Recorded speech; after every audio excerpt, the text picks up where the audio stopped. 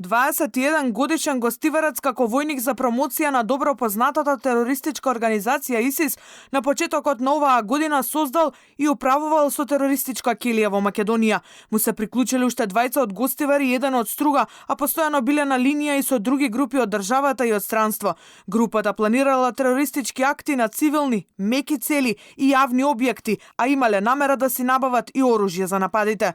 По извршената анализа на обезбедените електронски докази содржани во телефонот на првопријавениот, утврдено е дека истиот формира и координира активности во својство како војник на ИСИС, така наречената Исламска држава, за медиумска промоција и заштита на терористичката организација со намена за албанско говорно подрачје.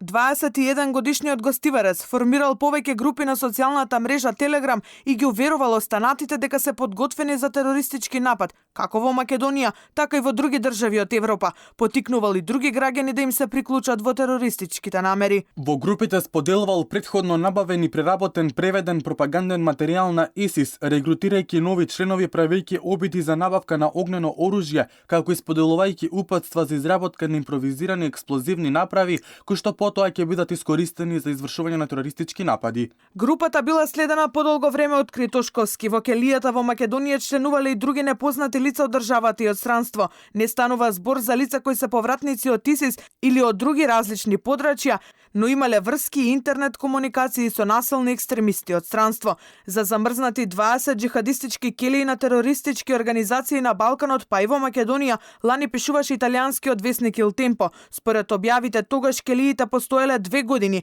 а по случувањата во Израел биле со зголемени активности. Италијански Il Tempo, повикувајќи се на извори од тамошните разузнавачки служби, објави дека повеќето вакви келии биле на косовска територија во Албанија и во Босна и Херцеговина, но постоели во Црна Гора, Србија, па и во Македонија.